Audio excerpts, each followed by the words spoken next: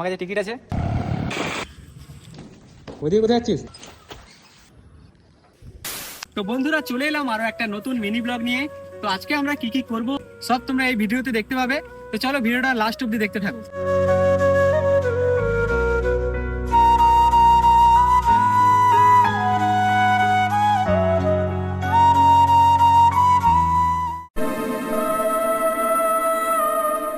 তো বন্ধুরা চলে এলাম আমরা একটা ভুতিয়া সিনেমা হলে। তো জায়গাটাকে আমরা ভালো করে এক্সপ্লোর করব।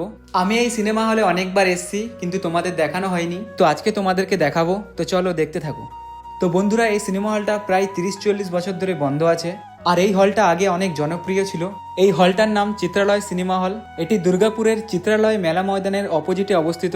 দেখো এখানে ভূত আছে কিনা জানি না, কিন্তু যেখানে মানুষজনের সমাগম কম ওখানে কোনো নেগেটিভ এনার্জি অবশ্যই থাকবে। ভূতরা পায়খানা করেছে, বুঝতে পারলি? গন্ধ। তো আমি এখানে শুধুমাত্র হলটাকে এক্সপ্লোর করতে আসিনি, এক্সপ্লোর করার সাথে সাথে রিলস আর ফটোশ্যুটও করতে এসেছি।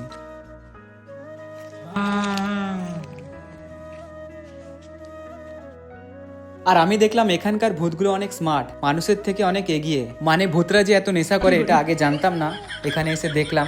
মানে প্রচুর মদের বোতল পড়ে আছে নামি দামি ব্র্যান্ডের। ভূত তোমাদের ধন্য, তোমরা এত নামি দামি ব্র্যান্ডের মদ খাচ্ছ, পারলে আমাদেরও কিছু টাকা দিয়ে সাহায্য করো।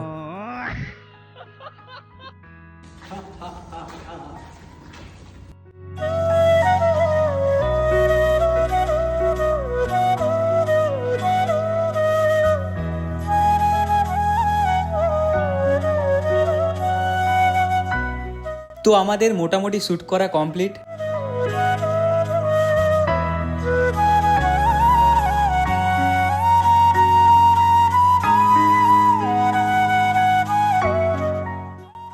তো তেমন কোনো অ্যাক্টিভিটি লক্ষ্য করলাম না। যদি আমাদের কাছে প্যারানর্মাল অ্যাক্টিভিটি মাপার যন্ত্রটা থাকতো তাহলে হয়তো কিছু বুঝতে পারতাম।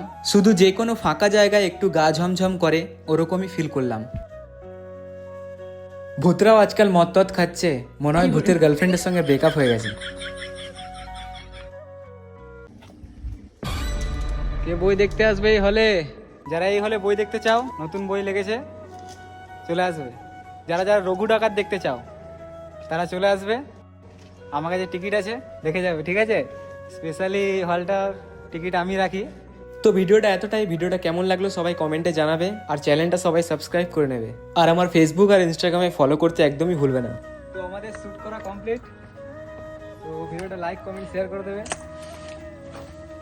চলো দেখা হচ্ছে নেক্সট ভিডিওতে।